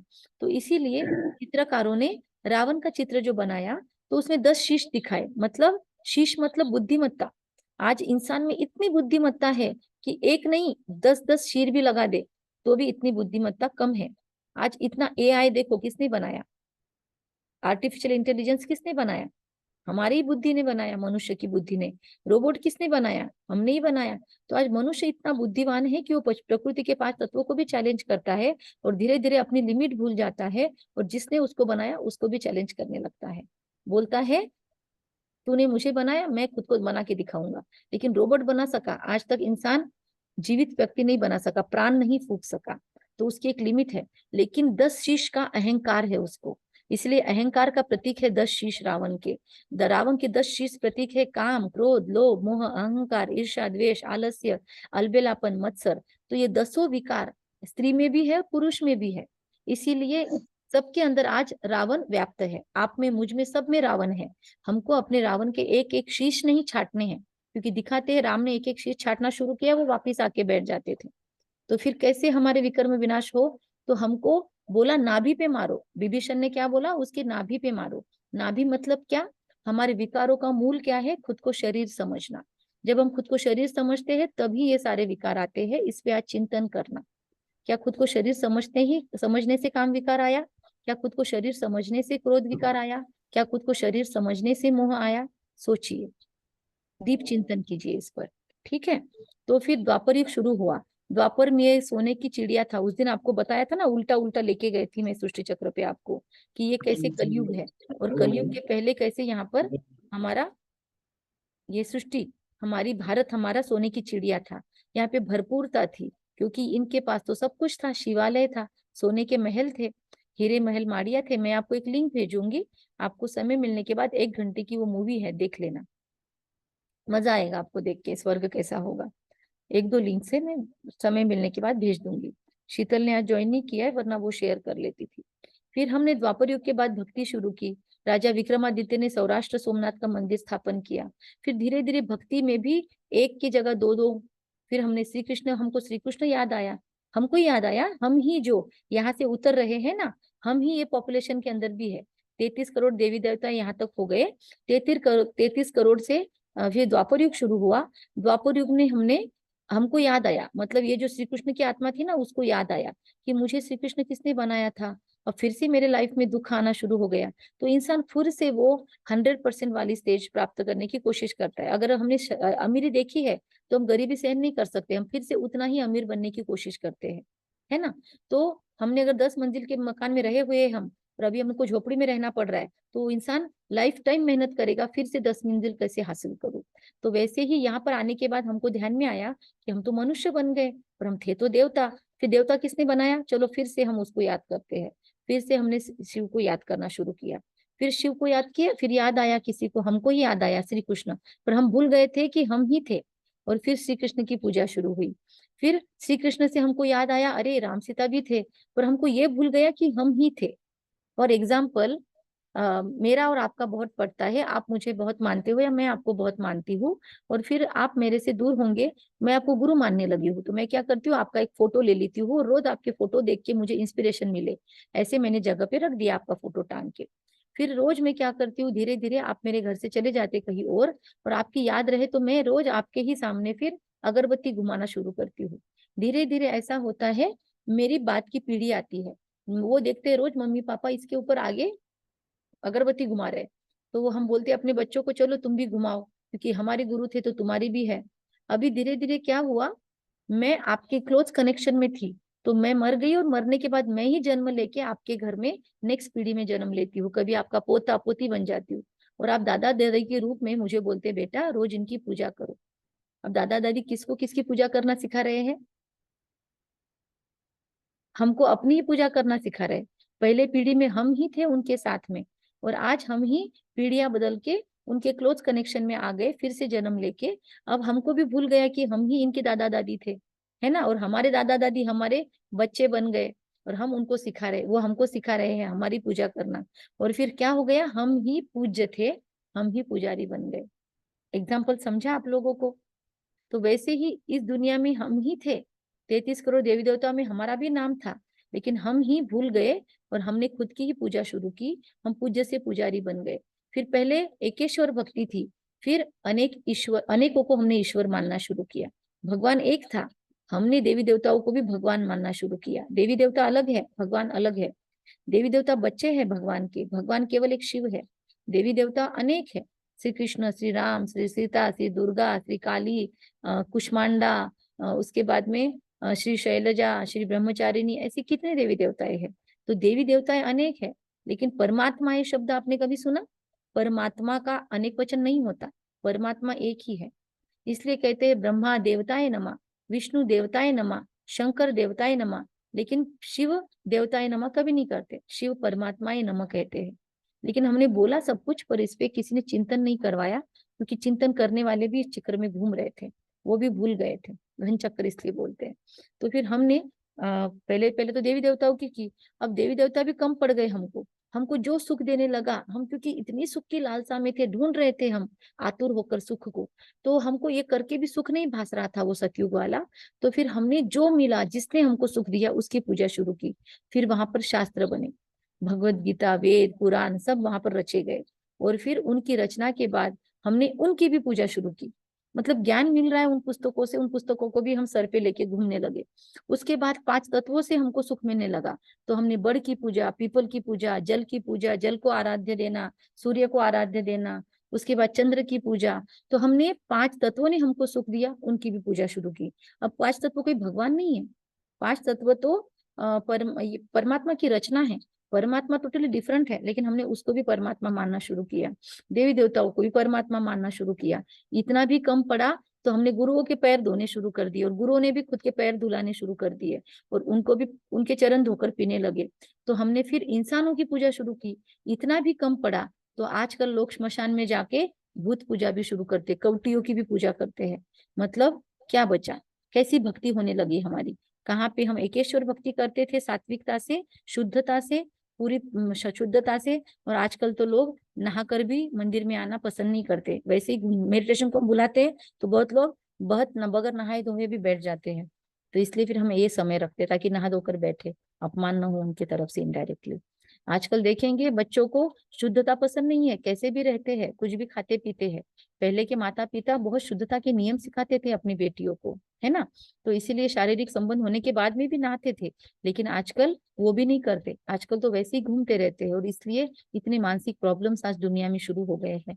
पहले व्रत त्योहारों के दिन तो भी घर में शुद्धता रहती थी, आजकल तो लोग हनीमून मनाने ही जहाँ पर भक्ति के प्लेस है वहां पर जाने लगे हैं। आज गंगा को भी पतित कर दिया, आज बालाजी में भी लोग हनीमून के लिए जाते हैं। सोचिए, सात्विकता का प्लेस, और वहां पर जाके विकारों की अनुभूति। ऐसी हमारी भक्ति हो गई, ऐसे हम नीचे की अवस्था में गुजर गए और उतरने लगे हैं, है ना। तो क्योंकि देवी देवताओं को भी हमने पतित मानने लगा, इसीलिए देखो हमारे इसमें जाकर, गुफाओं में जाकर कैसे चित्र बनाए हैं देवी देवताओं के, एकदम गंदे निचले स्तर के, है ना। जगन्नाथपुरी में इतने गंदे काले चित्र बनाए, गोरे देवताओं के काले चित्र क्यों बनाए? क्योंकि यही देवी देवताएं अपनी अवस्था को भूलकर काले बन पड़े हैं। काले बनना मतलब विकारों में लिप्त हो गए हैं। तो हम ही देवताएं थे और हम ही अभी कैसे बन गए? नर्क वाले, नर्कवासी बन गए। हमारी अवस्था, हमारे संस्कार नर्क के हो गए। तो हम ही देवता थे और हम ही देवी देवता अब उतर कर रौरव नर्क में ऐसे बन गए, और हमने ही हमारी ऐसी मूर्तियां बना दी। आप देखो अजंता एलोरा में कैसी चित्र है, देखने की इच्छा नहीं होती, ऐसे विकृत चित्र बनाए। ऐसी विकृत मानसिकता है, काम वासना टू मच हावी हो गई आज। सिगमंड फ्राइड आया साइकोलॉजी में, तो उसने तो और ही बिगाड़ दिया। उसने तो ऐसा बोला कि हम कुछ भी करते हैं तो उसके पीछे बचपन में हमारी काम वासनाएं पूरी नहीं हुई। इतना गंदे स्तर पे समझाने लगे हैं लोग विकारों को, कि कहते हैं कि बच्ची का बाप के पास आकर्षण होता है, बच्चे का माँ के पास आकर्षण होता है। मतलब माता पिता का जो संबंध होता है उसको भी मलिन कर दिया, गंदा कर दिया। इतनी दूषित वृत्तियां हो गई है लोगों की। एक पत्नी व्रत तो कहीं नहीं बचा। आज कितना एक्स्ट्रा मैरिटल अफेयर शुरू है। आज काम वासना ने लोगों के माथे पे घर कर दिया है। तो आज इतना पतितपना बढ़ गया है ना। आज तो इंसान का खुद के साथ ही नहीं पड़ता, इसलिए वो लिव इन रिलेशनशिप में रहना चाहता है, कोई बंधन नहीं चाहता। पहले तो भी शादी करके एक पत्नी व्रता तो भी चलता था, और मरते दम तक एक दूसरे को सहन करते रहते थे। आजकल तो वो भी बच नहीं सहन शक्ति। एक के दो, दो के चार, कितने कितने रिलेशनशिप है। और आज तो शादी भी नहीं करना पसंद करते बच्चे, लिव इन रिलेशनशिप। और एक नहीं दूसरा, दूसरा नहीं तीसरा। तो ये क्यों हो रही है? ये पतित पने की हद हो रही है। और ऐसी अवस्था में जहां स्त्री पुरुष, देखो यहाँ पर लक्ष्मी नारायण इकट्ठे खड़े थे, एक लेवल में थे। यहाँ पर देखो स्त्री को भोगने की वस्तु मानकर कहीं क्या हो रहा है, कहीं क्या हो रहा है। आज एक स्त्री रात को या दिन भर में भी अकेले नहीं जा सकती है। जिन देवी देवताओं की पूजा कर रहे हैं हम, उनको ही लात मार मार कर डुबो रहे हैं। आप देखो गणपति को कैसे डुबाते हैं मुंबई में। डूबती नहीं है मूर्तियां तो ऊपर पे चढ़ जाते हैं। ऐसा अपमान देवी देवताओं की मूर्तियों का। 8 दिन उनको संभाला, प्यार किया, पूजा की, और 9वें दिन उनका विसर्जन कर दिया। क्योंकि लाइफ टाइम उनकी पूजा नहीं कर सकते ना, लाइफ टाइम सात्विक नहीं रह सकते ना, हमारे घर में वो रहेंगे तो चलो फिर अब जाओ, 9 दिन का हो गया आपका। अभी देवियां भी बिठाएंगे और उनका भी ऐसे ही विसर्जन कर देंगे। विसर्जन भगवान को हम कौन करने वाले हैं? क्या अधिकार है हमको विसर्जन करने का? है ना। लेकिन हमने वो भी अधिकार समझ लिया, और उसको भी धर्म का नाम देके हम करने लगे। तो 5 तत्वों की पूजा, देवी देवताओं की पूजा तो ठीक थी, लेकिन 5 तत्वों की, मनुष्यों की भूत पूजा भी शुरू हो गई। और आज ऐसे जगह जहाँ परमात्मा की उपलब्धि नहीं है, साधु समाज बने, शांति सम्मेलन हो रहे हैं। फिर भी भारत, जो सोने की चिड़िया था, विश्व गुरु था, विश्व का मालिक था भारत, उस भारत की संस्कृति को हमने मिटा दिया, भूल गए। हमने कॉम्प्रोमाइज कर लिया मूल्यों के साथ। हमने आने वाले लोगों के साथ कॉम्प्रोमाइज किया और अपने ही लोगों के साथ धोखा किया। आपने पढ़ा होगा इतिहास, हमने ही अपने लोगों के साथ धोखा कर दिया, हमारे लोगों ने ही हमारे साथ धोखा किया। और फिर यहाँ की राज्य व्यवस्था भी चली गई। और आज सोने की चिड़िया वाला भारत, जिसके पास सब कुछ था, वो भरतु शब्द से भारत शब्द बना, भरपूर शब्द से भारत बना। वो भरपूर भारत खाली होने लगा, लोगों ने इसको लूटना शुरू किया। और जो लूट कर ले गए वो हमको दान दे रहे। उनकी क्या औकात है? आज अमेरिका, ब्रिटेन, इन सब लोगों ने बहुत लूटा भारत को, और वो दिखा रहे कि हम आपको डोनेशंस दे रहे हैं। हमको जब यहाँ पर अकाल पड़ा तो सुअर वाला गेहूं भेजा गया भारत में। जिस भारत को इन्होंने लूटा, उसको सुअर वाला गेहूं खिलाया इन लोगों ने। ऐसी वृत्तियां इन लोगों की। तो आज परमात्मा बोलता है टेंशन नहीं लो, अभी ये जो कर्ज दे रहे हैं ना, ये वापस देने की जरूरत नहीं पड़ेगी। भारत का कोहिनूर भी वापस में आएगा, क्योंकि कर्म फिर से रिवर्स होगा। कर्म की गति बहुत गहन है। इसलिए हमको सिर्फ अपनी अवस्था को बढ़ाना है, ताकि हम ये सब देख सके। इस दुनिया का परिवर्तन अब शुरू हो चुका है। देखिए कहाँ कहाँ पर क्या क्या चल रहा है दुनिया में, न्यूज सुनते होंगे आप लोग। तो इस दुनिया का परिवर्तन शुरू हो गया है। ऐसे महापरिवर्तन की बेला में अगर हम खुद की सात्विकता को बनाए रखे, परमात्मा से खुद का कनेक्शन बनाए रखे, तो ही टिक सकेंगे। वरना सामने वाले के पेट में छुरा भूकेगा और हम बोलेंगे बाप रे ये क्या हुआ, वही छुरा हमारे पेट में आ जाएगा। इसलिए हमको बहुत अपनी अवस्था को मजबूत बनाने के लिए योग की जितनी पॉसिबल है प्रैक्टिस करनी है। डरना नहीं है महाविनाश के नाम से, बल्कि खुद को मजबूत बनाना है। खुद को मजबूत बनाना है, ये बात बताने के लिए इतना समझाया। डर तो नहीं लगा ना आपको ये सेशन करके?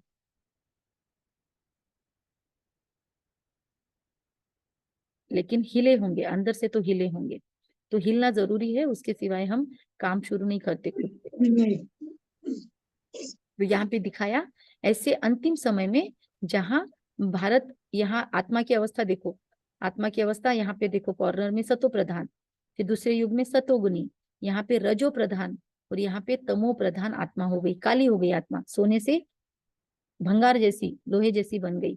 परमात्मा फिर से आकर हमको डायमंड जैसा बना रहे, डायमंड को, आत्मा को चमका रहा है। और यहाँ पर हम तपस्या करके अब वापिस इतनी सीढ़ियां नहीं चढ़नी पड़ेंगी, सतयुग में जाना है तो।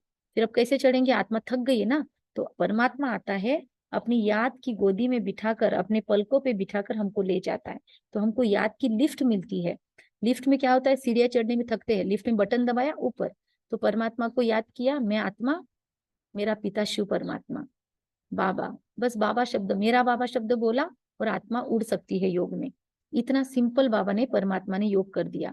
ना कोई टेक्निक, ना कोई मुद्रा, ना कोई मंत्र जाप, एकदम सिंपल कर दिया। बस दिल से कहो, परमात्मा पिता मैं आपकी हूँ, आप मेरे हो, मेरे बाबा, प्यारे बाबा, मीठे बाबा, बस इतना कहा तो भी परमात्मा बाबा मतलब बाप का संबंध निभाता है।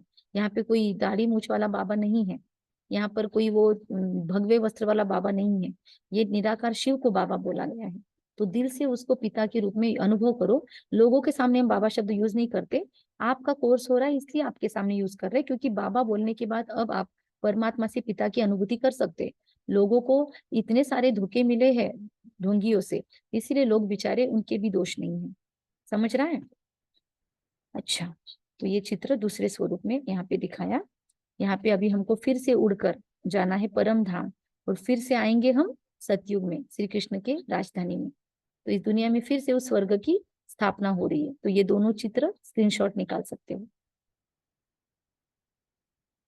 ठीक है, आगे बढ़ती हूँ। अपने भाग्य के निर्माता हम खुद हैं। मेरी सोच ही मेरे कर्मों को आकार देती है। इसका भी स्क्रीनशॉट निकाल सकते हो और कहीं पे इसका प्रिंट आउट निकाल के या लिख के हाथों से चिपका दो, जहां आप रोज पढ़ते हो कि मेरे भाग्य का शिल्पकार मैं हूँ, अपने भाग्य की निर्माता मैं खुद हूँ, मेरी सोच ही मेरे कर्मों को आकार देती है। इसीलिए जीवन बदलना चाहती हूँ मैं, तो मुझे मेरे विचार बदलने होंगे। इसीलिए अपने कर्मों की जिम्मेदारी मैं लेती हूँ। ऐसा आप बना सकते हो। ठीक है, मैं आगे बढ़ती हूँ।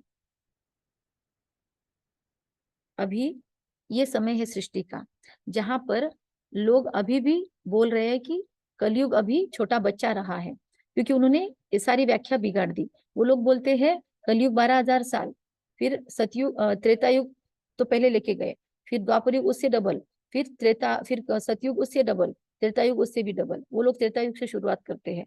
लेकिन आप सोचो, अभी इस अवस्था में हम सहन नहीं कर पा रहे, इससे क्या हमको देखना है खराब अवस्था पृथ्वी की। तो आज जहाँ पृथ्वी काम क्रोध लोभ मोह अहंकार की अग्नि में जल रही है, अधर्म इसको जला रहा है, दुनिया तमो प्रधान बनकर वेंटिलेटर पर लग गई है, मतलब अंतिम सांसें गिन रही है दुनिया। मिसाइल रेडी है, पूजा करने के लिए तो नहीं बनाए, कभी न कभी तो फूटेंगे, जो फोड़ेंगे वो भी जाएंगे, और जो भेज रहे हैं वो भी मरेंगे। अभी जैसे एक देश ने छोड़ा इसराइल पे, तो इसराइल को भी घातक 5,000 रॉकेट्स एक साथ छोड़े, तो उनका भी विध्वंस हुआ। और इसराइल कहाँ चुप बैठेगा, अभी वो इसका विध्वंस कर रहा है। अभी मुस्लिम कंट्रीज बोल रहे हैं हम भी ज्वाइन होंगे, हम भी उतरेंगे। अमेरिका बोल रहे हैं मैं इसको साथ दूंगा। ऐसे सब लोग अगर आपस में जुड़े तो क्या अवस्था है दुनिया की। लेकिन ऐसी अवस्था में भी लोग सुधरना नहीं चाहते, अभी भी ऐशी करना चाहते हैं। ऐसे अंतिम समय में जब पृथ्वी के 12 बजने को है, सृष्टि चक्र अभी फिर से पलटने को है, फिर भी लोग समय की पुकार नहीं सुनना चाहते, कान बंद करके ही, आंखें बंद करके कबूतर की तरह बैठना चाहते हैं, जबकि बिल्ली सामने आ रही है मारने को। अरे तुझे पंख है उड़ना, लेकिन उड़ना नहीं चाहता कबूतर, आंखें बंद करके बैठना चाहता है, खुद पे मेहनत नहीं लेना चाहता, तो उसे कोई हेल्प नहीं कर सकता। जो खुद को मदद करता है उसको भगवान मदद करता है। कलयुग अभी बच्चा नहीं है, बूढ़ा हो गया है, लेकिन फिर भी अभी मानना है कि बच्चा ही है तो आपकी मर्जी। अभी ब्रह्मा कुमारी या ये परमात्मा हमको ये ज्ञान दे रहा है ब्रह्मा कुमारी के थ्रू, तो एक कान से सुन के दूसरे से उतार देना है, या हमको कुंभकर्ण की तरह मतलब सोए रहना है, या जाग जाना है, हमारी जिम्मेदारी है। हमको ज्ञान मिल रहा है, उस पर विचार सागर मंथन करना है, homework time to time complete करना है, एक्स्ट्रा मेहनत करनी है खुद के ऊपर, रोज के काम करते हुए निकालना पड़ेगा समय। खुदा के बोलेगा नहीं निकालो, घर वाले नहीं बोलेंगे खुद के लिए 1 घंटा बैठ, आपको ढूंढना पड़ेगा वो समय खुद के लिए, आपको खुद के चिंतन में बैठना पड़ेगा। ओके, सावधान है ना। तो अब ये समय है। इसके बाद में मैं अगला सेशन लेती हूँ। मैं गाने अभी कम शेयर कर रही हूँ, वो आपको मैं यूट्यूब अपना ग्रुप में शेयर करती जाऊंगी। अभी परमात्मा और उनके दिव्य कर्तव्य। हम परमात्मा को त्रिमूर्ति कहते हैं, तो मैंने वो पहले बताया भी था आपको कि परमात्मा 3 कार्य कौन से करता है। मैं जानबूझकर बार बार रिपीट करती हूँ क्योंकि पिछला रिवीजन नहीं होता है, होमवर्क भी नहीं होता है, तो आप भूलते जाओगे। और ये ज्ञान बहुत मुश्किल से हमको समझता है क्योंकि अब तक नहीं सुना, किसी ने नहीं सुनाया। तो फर्स्ट स्ट्रोक में तो समझता ही नहीं है। आप एक बार कोर्स करने के बाद वापस रिपीट करना यूट्यूब पे भी कोर्स, तो आपको ज्यादा क्लैरिटी आएगी। एक बार मैंने कोर्स करवा दिया तो पूरा ही नहीं समझने वाला आपको। फिर आप मुरलिया जब शुरू करोगे तो और क्लैरिटी आएगी, खुद पे काम करोगे तो और क्लैरिटी आएगी। बुद्धि को ताले लगे हुए ना, एक एक खुलते जाएंगे। आज भी मुझे 10 साल पहले की मुरलिया वापस पढ़ू तो भी मुझे उसमें से कुछ नया मिलता है, क्योंकि हमारी बुद्धि को बहुत ताले लगा के रखे हमने इतने 5,000 वर्षों में। अभी परमात्मा को त्रिमूर्ति क्यों कहते हैं? क्योंकि वो स्थापना, पालना और विनाश मतलब परिवर्तन का कर्तव्य करवाते हैं। परमात्मा साधारण मनुष्य तन का आधार लेते, मैंने आपको बताया। तो उनका नाम परमात्मा ब्रह्मा रखते हैं, इसका भी मीनिंग बताया था उस दिन। बेहद की माँ है ना, जिसके द्वारा परमात्मा हमको जन्म देते हैं। और उनका शरीर का भान उनका मिटे, देह भान खत्म हो, इसलिए उनको ब्रह्मा कहा जाता है। इसलिए कहते हैं ब्रह्मा ने संकल्प से सृष्टि रची। फिर ब्रह्मा द्वारा नई सतयुगी दुनिया की स्थापना, विष्णु द्वारा नई सतयुगी दुनिया की पालना, और शंकर जी द्वारा पुरानी कलयुगी दुनिया का परिवर्तन परमात्मा करवाते हैं। ये चित्र समझने लायक है। अभी आप देखेंगे सारे देवी देवताओं को दाढ़ी मूछ नहीं है, क्लीन शेव्ड है। लेकिन केवल प्रजापिता ब्रह्मा को दाढ़ी भी दिखाई, मूछ भी दिखाई है। यहाँ पे मूछ दिखाई है, बूढ़ा दिखाते हैं। तो पर बूढ़ा क्यों दिखाया? बूढ़ा मतलब अनुभवी शरीर।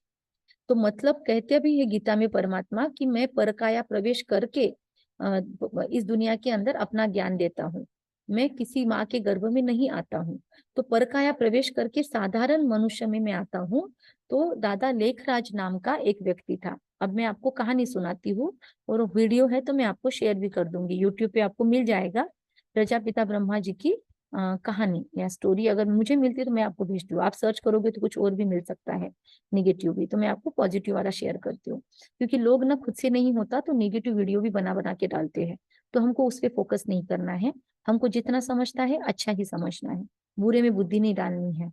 तो ब्रह्मा जी द्वारा नई सृष्टि की स्थापना, और विष्णु जी द्वारा उस सृष्टि की पालन पोषण। अब यहाँ पर इसको मैं पहले समझाती हूँ ब्रह्मा की स्टोरी के पहले, कि 4 हाथ दिखाए।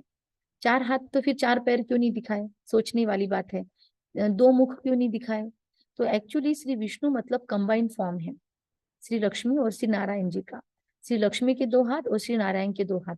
हम बोलते हैं ना कि 2 के 4 हो गए जब शादी होती है। तो वैसे ही एक व्यक्ति मिलकर दुनिया नहीं बदल सकता। स्त्री को और पुरुष को दोनों को खुद पे काम करना होगा।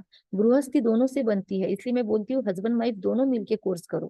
क्योंकि पत्नी आगे जाएगी, पति पीछे रह जाएगा तो क्या फायदा? क्योंकि पत्नी जल्दी जनरली स्त्रियां बहुत जल्दी समझ लेती है, क्योंकि भावनिक होती है और उनको ज्यादा दुख की भी फीलिंग होती है, सहन भी बहुत करती है। तो इसलिए उनको परमात्मा से कनेक्शन बहुत जल्दी होता है।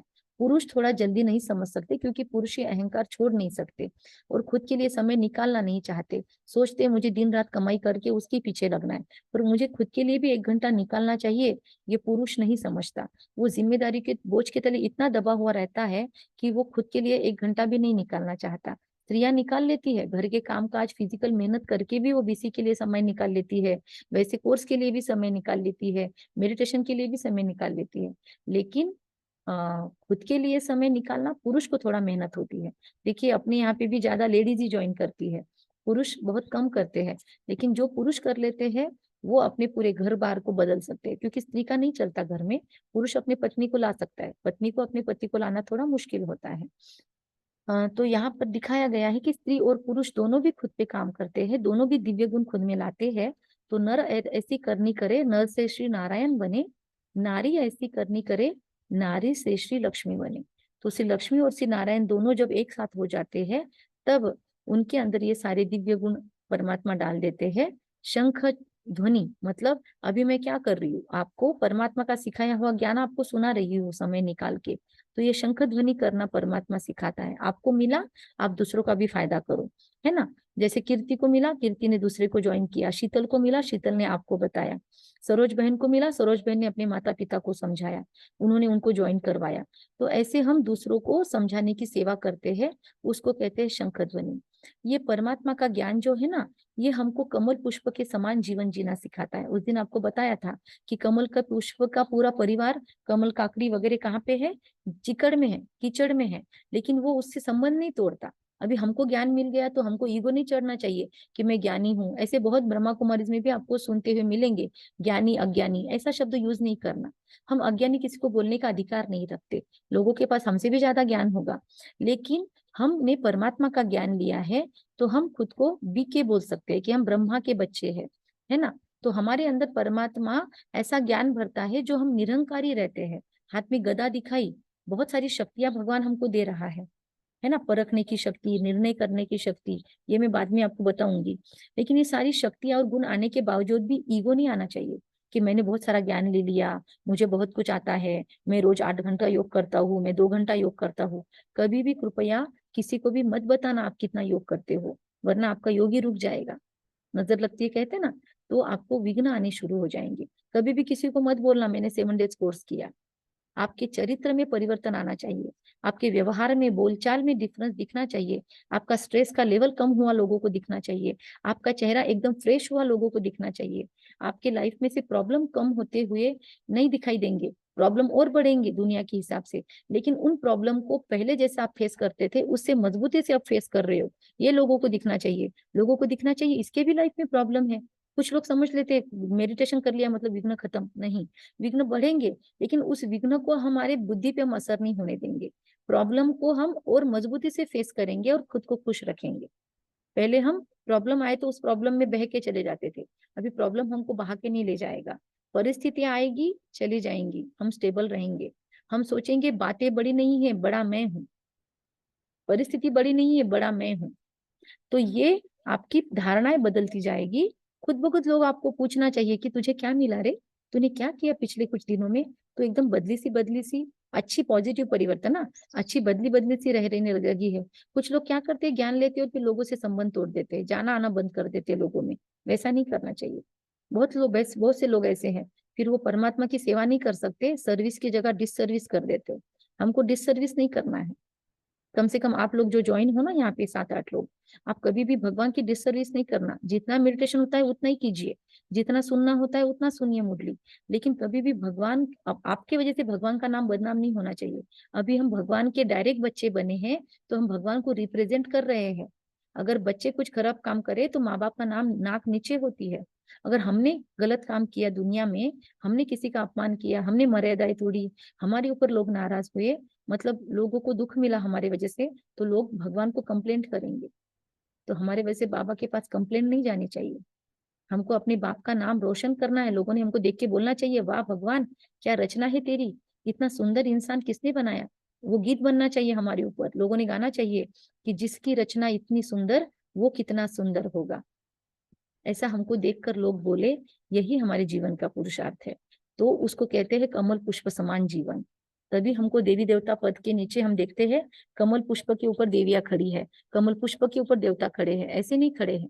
हमारी जिंदगी को हमको ऐसा बनाना है, संबंध तोड़ना नहीं है, परिवार से रहना उनके बीच में है, इस कमल के इस कीचड़ के बीच में, इस कीचड़ वाली दुनिया में ही रहना है। लेकिन हमको अपने आप को मन बुद्धि से उसको अलिप्त अलिप्त रखना है। लोग जोक सुनाएंगे, बैठे रह सकते, पर गंदे जोक्स को हमको रिस्पॉन्ड नहीं करना है, गलत चीजों को हमको रिस्पॉन्ड नहीं करना है। रहना उन्हीं लोगों के बीच में है, उसी समाज में, उसी संगठनों में हमको रहना है। अध्यक्ष है तो उसी को हमको पालन पोषण करना होगा, लेकिन हमको ईर्षा द्वेष में नहीं फंसना है। जैसे लोग आज मर रहे हैं उस कुर्सी के पीछे, एक दूसरे पे छीटा झपटी हो रही है, वो मुझे नहीं करना है। मुझे सबसे प्यार से रहना है, मैंने सेवा के लिए पद लिया है तो मैं सेवा ही करूंगी। लोगों को दिखना चाहिए कि ये भगवान के बच्चे हैं सच में, ठीक है। तो ये हमारी जिम्मेदारी का एहसास हमको हो, तो हम इस कीचड़ वाली दुनिया में जहाँ पे गंदे दृष्टि वाले लोग ही रहेंगे, इसको छोड़ के भाग नहीं सकते हम। लेकिन इसी कीचड़ के बीच में रह के हमको अपने आप को अलग रखना है, अलिप्त रखना है, कमल के पुष्प के समान, ये हम पर असर न करे बुराई। उसके बाद शक्तियों को यूज करेंगे, लेकिन लोगों पर प्रहार नहीं करेंगे। उठी हुई गदा नहीं है, झुकी हुई है, नम्रता भी होगी हमारे अंदर। हमारे अंदर शक्ति भी चाहिए, लेकिन नम्रता से उसका यूज करना है। फिर दिखाया चक्र, स्वदर्शन चक्र। जब जब समय मिले, मैं कौन, मैं क्या थी, वो सतयुग वाली देवता मैं थी। श्री कृष्ण के साथ मैंने जन्म लिया, मैं 16 कला संपूर्ण थी, अब मैं क्या बन गई, 0 कला। तो फिर मैंने जो बनी हूँ, मुझे तो फिर से वही बनना है। एक चीज एक बार की है, वापिस करने में प्रॉब्लम है क्या, नहीं। एक बार रोटी बना ली तो अब रोज रोज सीखने की जरूरत नहीं ना गोली बनाना, खुद ब खुद बातें करते करते भी गोल रोटी बन जाएगी। वैसे मैं एक बार देवी देवता बनी हूँ, तो फिर से वो संस्कार बस इमर्ज करने हैं, ऊपर की धूल झाड़नी है, नीचे के दैवी संस्कार आ जाएंगे। नए से कुछ लाना नहीं है हमको खुद में, हमको बस लेयर हटाने हैं, बुराई के, क्रोध के। ठीक है, समझ रहा है। तो ये हुआ, ये विष्णु के चारों अलंकारों का मीनिंग। हमको सिर्फ चित्रों पे नहीं जाना है। अभी महालक्ष्मी की पूजा करोगे ना दिवाली के दिन, तो लोग अलग तरीके से करेंगे, और आप खुद के स्वरूप की पूजा करोगे, आपके अंदर ज्यादा खुशी होगी, है ना। दुनिया वाले तो उसको मांगेंगे, आप अंदर सोचोगे मेरे पास सब कुछ है, मुझे किसी से कुछ मांगने की जरूरत नहीं, मेरी झोलियां भरपूर है, भगवान मुझे भर भर के दे रहा है, मेरे घर में बरकत ही बरकत है, मेरे घर में धन धान्य ऐश्वर्य सुख संपत्ति की बरकत है, मेरे घर के सारे रिश्तेदार, मेरे सभी सगे संबंधी, मेरे बच्चे, मेरा परिवार सुखी है, सब में खुशी है, सब आरोग्य संपन्न है। आप रोज उठकर अपने परिवार को आशीर्वाद दो, क्योंकि आप अपने घर की कुल देवी इष्ट देवी हो। बोल के नहीं दिखाने की बात, ये आपको चुपचाप रह के खुद में पुरुषार्थ करना है, और ऐसी देवी बन के अपने घर की सफाई करो। मुझे ही करना पड़ता है, मुझे ही करना पड़ता है, नहीं। खुद देवी बन के जब एक महालक्ष्मी खुद के घर की साफ सफाई करेगी दिवाली की, तो उसके घर में क्या बरकत नहीं होगी क्या, बहुत ज्यादा बरकत होगी। तो इस बार की दिवाली की सफाई अलग स्वरूप धारण करके करो, मतलब उसी स्वरूप में रहो, लेकिन मन का भावना चेंज करो, काम के रूप में नहीं करो। स्वच्छता मेरा संस्कार है, इसीलिए मैं घर को साफ कर रही हूँ। स्वच्छता मेरा संस्कार है, इसीलिए मैं क्लीनिंग कर रही हूँ। नीटनेस मेरा संस्कार है, इसीलिए मैं घर को नीट कर रही हूँ। सास के डर से, परंपरा के आडंबर से नहीं कर रही हूँ। जितना होता है उतना ही करो, है ना। शरीर के ऊपर तकलीफ आए ऐसा मत करो, इतनी भी सफाई मत करो, लेकिन जो भी करो वो अच्छे भावना से करो। अभी शंकर जी के द्वारा परमात्मा क्या करता है, हमारे अंदर के भी शंकर को एक्टिवेट करता है। तीसरा नेत्र खुलना, मतलब ज्ञान का तीसरा नेत्र खोल रहा है, मतलब हमारी दृष्टिकोण को बदल रहा है। अब हमारी उसी जिंदगी को, लाइफ के उसी सिचुएशंस को हम अलग नजरिए से देखना सीखते हैं। तो नजरिया बदलने का काम परमात्मा करता है, इस विश्व का नजरिया बदल देता है। तो नजरिया बदला, तीसरी आंख खुली, तो विनाश, किसका विनाश, हमारे ही विकृतियों का विनाश। तो इस ज्ञान में ना हर बात समझने की है, थोड़ी मुश्किल लगेगी, पर लिख लिख के, सोच सोच के आपको इजी हो जाएगा।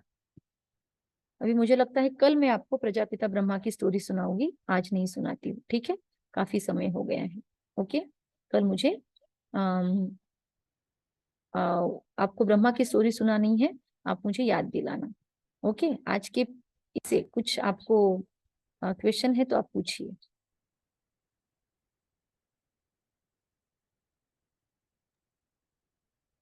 दीदी, बोलिए। आवाज आ रही? हाँ, आ रही है, पता नहीं मेरे कैमरा को क्या हुआ, बोलिए। ज्ञान की बातें यानी पहले भी मैंने सुनी है, वो सुनने के बाद एकदम से ऐसे उमंग उत्साह में आ जाते हैं, और सब कुछ मेरा वैयक्तिक ऐसा अनुभव है कि सब